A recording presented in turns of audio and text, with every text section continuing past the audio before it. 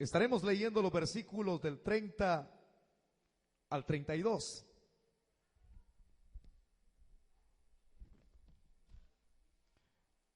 Cuando lo tenga, me responde con un amén. Ya casi vamos culminando el capítulo 11. Si es posible, 2 semanas más, porque hay mucho que sacarle a esto todavía. Y ya cuando comencemos el capítulo 12, es tan crudo este capítulo, porque prácticamente la mayor parte del capítulo, una parte de él habla de la exhortación a practicar la vida cristiana, a vivir la palabra. Vamos a leer entonces el verso 30. La temática que estaremos estudiando en esta noche es la siguiente: glorificar la generosidad de Dios. O diciéndolo de esta manera, glorifica la generosidad de Dios. O sea, glorificar es lo mismo que glorifica. Ya sea glorifica, pues está refiriendo a un aspecto singular, y glorificar es en plural, todos.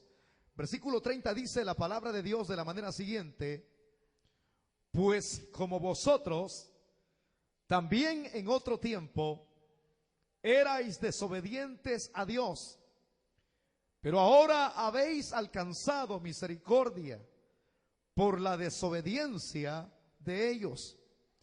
Así también estos ahora han sido desobedientes, para que por la misericordia concedida a vosotros, ellos también alcancen misericordia. Porque Dios sujetó a todos en desobediencia, para tener misericordia de todos. Por favor, tome su asiento, si es tan amable.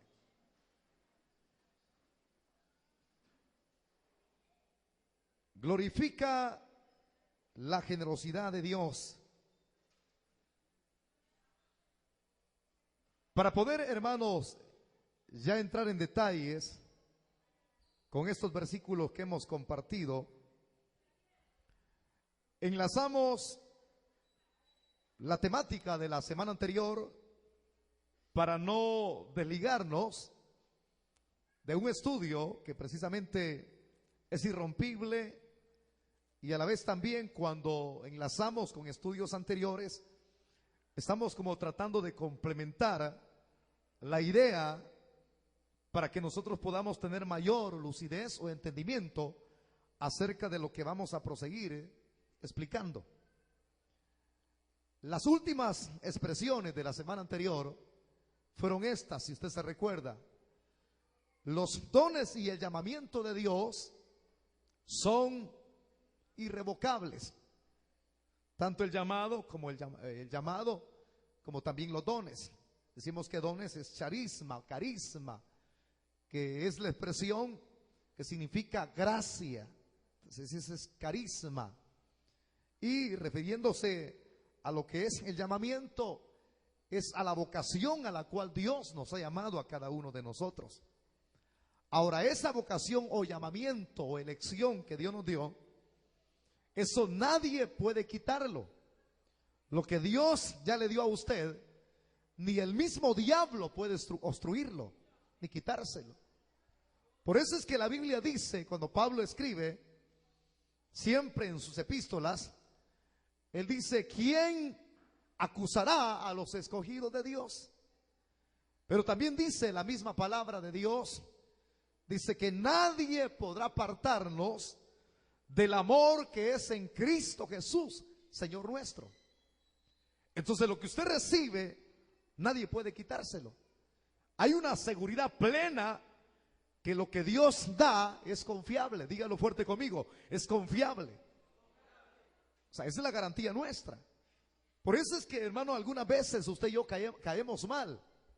Y lo digo en este sentido: caemos mal porque cuando uno estudia la palabra y uno está compenetrado en estas verdades que no podemos perder, lo que hemos recibido de Dios, hay personas que nos comienzan como a ultrajar, a decir cierto tipo de expresiones quizás ofensivas contra nosotros, y dicen a saber que se creen santulones, ya se creen que están en el cielo.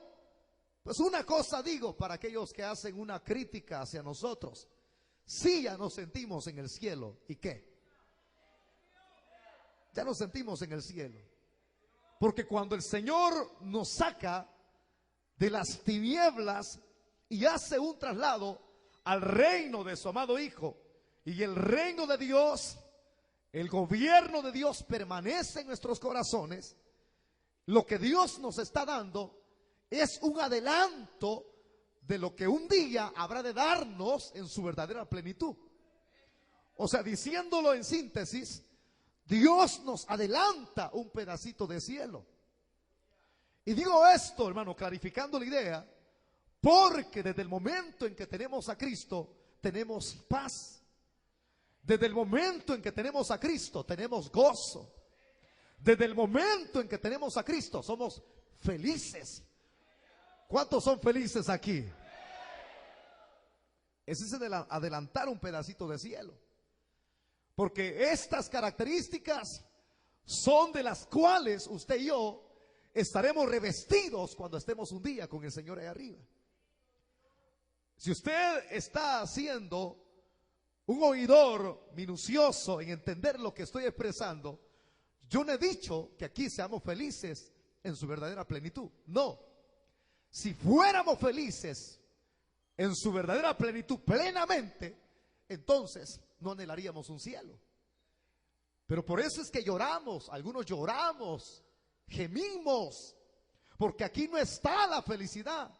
Un día cuando estemos con el Señor para siempre, la Biblia dice que allí no habrá llanto ni dolor. Las obras pasadas pasaron. Ya no habremos de llorar, ya no habremos de experimentar enfermedades, ya no habremos de sufrir crisis, circunstancias que muchas veces nos impiden el tener quizás una entrega total a Dios. Pero un día cuando estemos con Él, ya no habrán de acontecer esas situaciones que muchas veces estropean nuestro caminar. Ahora, si somos felices, escúcheme bien, y tenemos gozo en nuestro corazón, paz en nuestro ser, entonces no es que nosotros nos creamos, sino que es un hecho real. ¿Me está entendiendo, hermano? Es un hecho real lo que tenemos, porque lo que Dios da, nadie lo quita. Ahora, basándonos entonces y dando una referencia para poder culminar con el estudio pasado, ahora enlazamos al próximo. Y no se desliga, hermano, porque los dones y el llamamiento de Dios son irrevocables. Entonces viene Pablo y él va a explicar una idea acá acerca de lo que es, hermano, el regalo de Dios que no lo quita, el llamamiento de Dios que no lo quita.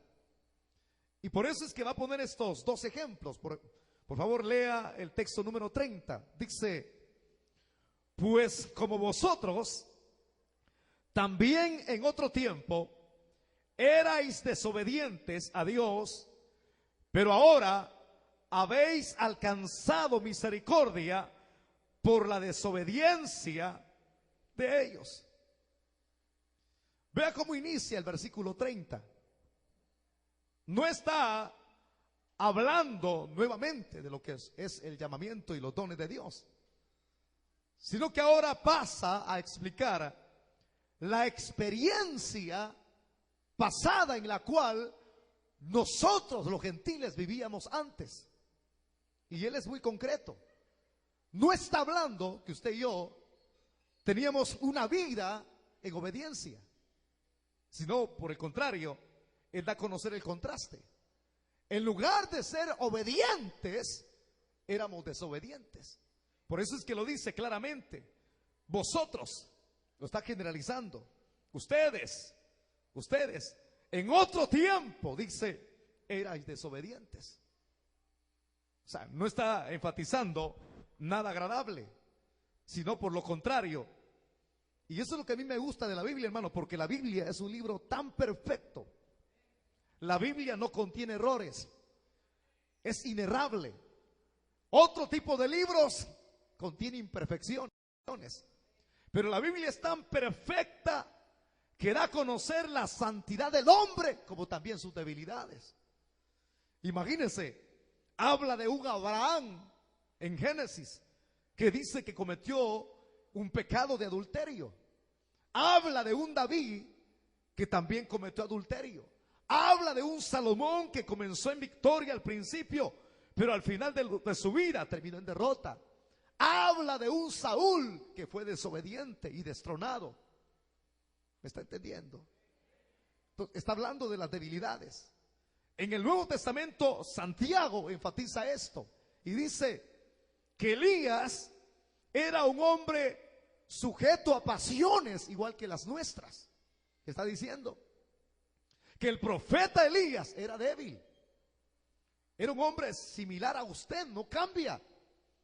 Las mismas debilidades, los mismos achaques del pecado los tenía Elías. Era un hombre sujeto a pasión igual que las debilidades. Pero así como la Biblia presenta a los hombres con ese tipo de flaquezas, también habla de hombres que se mantuvieron firmes en el Señor. ¿Me está entendiendo, hermano? Habla de hombres que a pesar de las consecuencias se mantuvieron firmes. Como por ejemplo habla de un apóstol Pablo, hermano, que escribió 3 epístolas, que nos dejó un legado a nosotros. Habla de Pablo que no le temía nada y que a pesar de todo eso, al final de su vida le cortan la cabeza, pero peleó la buena batalla en el Señor. Está hablando del carácter de un hombre en obediencia. Y pudiera mencionar algo otros más, que inclusive el escritor de los Hebreos enfatiza. Hombres que fueron aguerridos en la fe, taparon bocas de leones.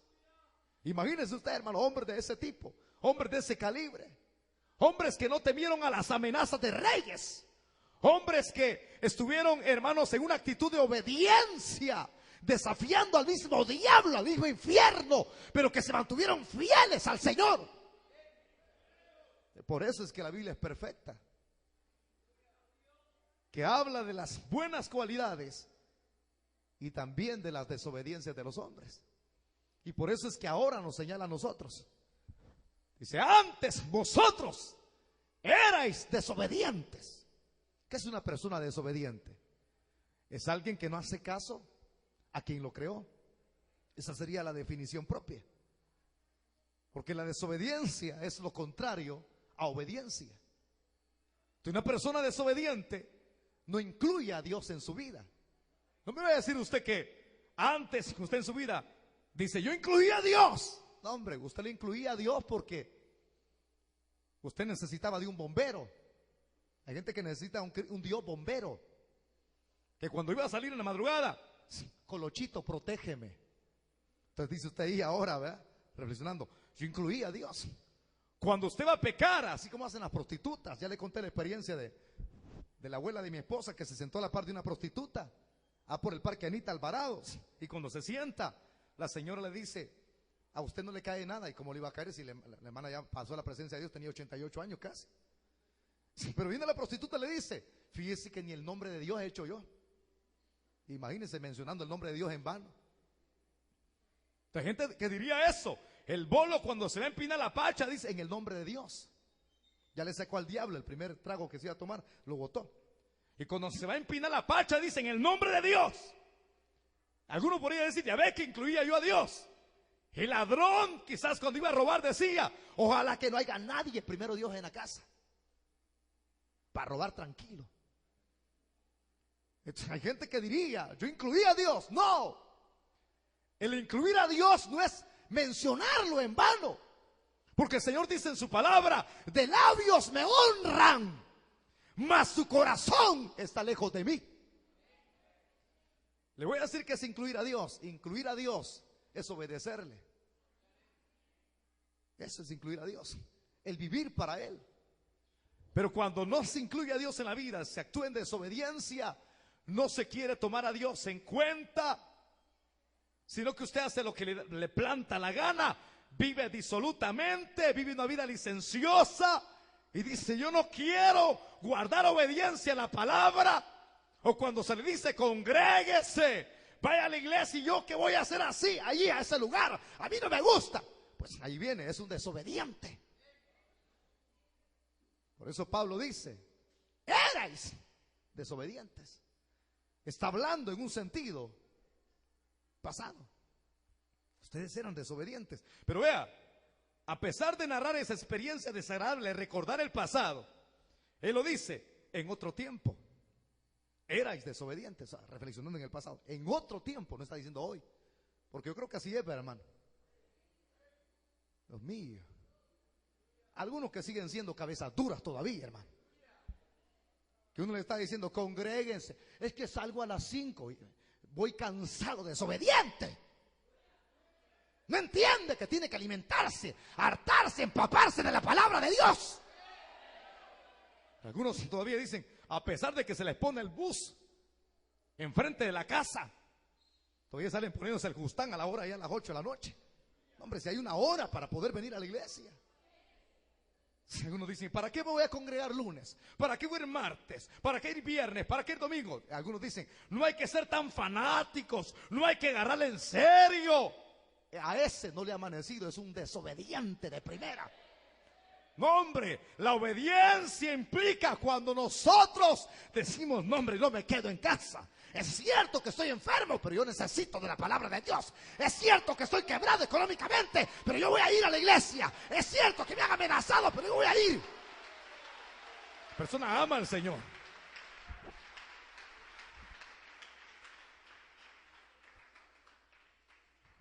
Y cuando hay gente, hermano, pues ese es un lado.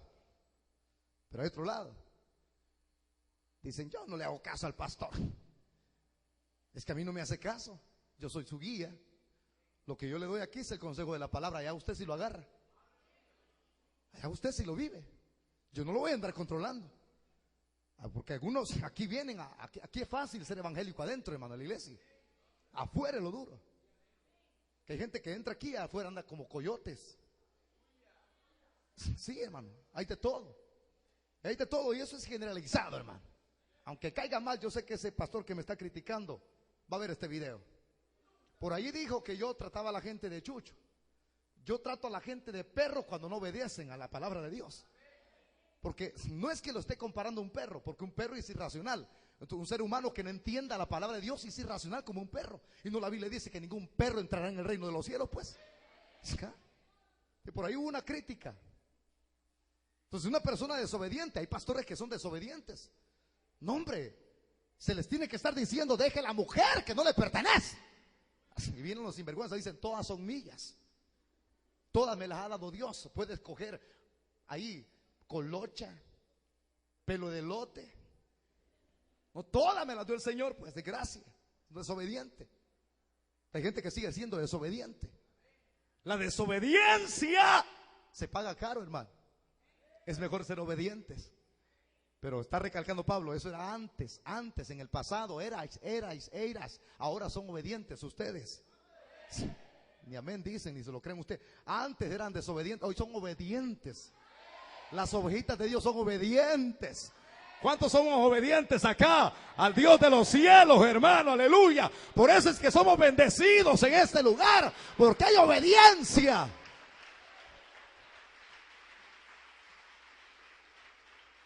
Hay obediencia. La obediencia trae bendiciones. Ahora que le explica en el pasado, y dice el mismo texto 30, dice, desobedientes a Dios, porque es a Él a quien le fallamos, es contra Él quien pecamos. Por eso el hijo pródigo dijo, he pecado contra el cielo. Está hablando he pecado contra Dios. Le diré a mi padre, he pecado contra el cielo y contra ti. Él venía expresando las palabras que le iba a decir a su papá, el hijo pródigo. Entonces, contra Dios se ofende cuando usted es desobediente. Entonces la desobediencia era con Dios. Pero ahora dice Pablo, pero ahora habéis alcanzado, ¿qué? Dígalo fuerte, misericordia. Misericordia. Habéis alcanzado misericordia por la desobediencia de ellos. ¿De quiénes? de los judíos. Imagínense, ustedes eran desobedientes, eran personas con ese tipo de cualidad que los ceñía, estaban pervertidos, algunos eran homosexuales, borrachos, mal hablados, maldicientes, cara de hule. No, así no dice la Biblia. Malcriados, irrespetuosos a sus padres, enojados, bravucones, prepotentes, soberbios. Increíble, pudiéramos mencionar un listado. Pero ahora marca la diferencia algo. Pero ahora habéis alcanzado misericordia por la desobediencia de ellos. Es decir, el trato de Dios es este. Los dones y el llamamiento de Dios son irrevocables. Mi pueblo, por su desobediencia, entonces yo los hice a un lado, los relegué momentáneamente. Pero ese relegar momentáneo fue para que yo, le voy a demostrar mi soberanía, dice Dios, para que yo en mi soberanía, en mi propósito, los escogiera a ustedes. Pero Él está hablando, hermano, de un contexto grande. Ya se lo voy a explicar por qué. En esa misma desobediencia o perversión en la cual ustedes estaban, pues yo les mostré mi misericordia. Me gusta cuando uno estudia el original de la Biblia, la palabra en el griego en que fue escrito el Nuevo Testamento es la palabra misericordia, significa eleo. Dígalo conmigo, eleo. Eleo. No es leo, no, eleo, eleo.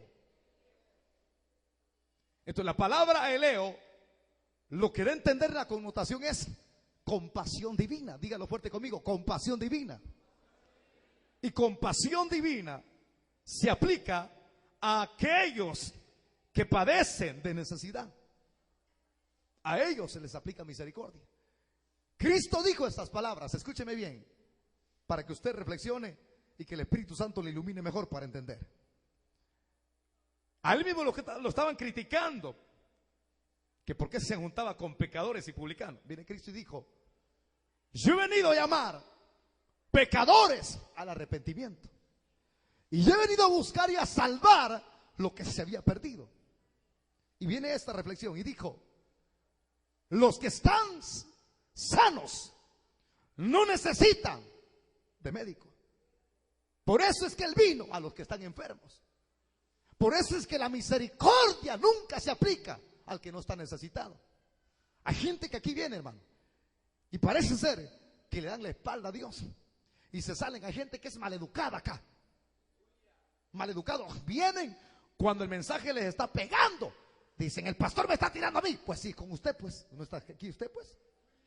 Vienen y se levantan y salen para afuera todos bravucones.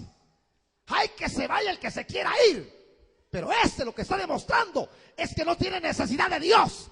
Pero benditos, bienaventurados aquellos que estamos necesitados de Dios siempre.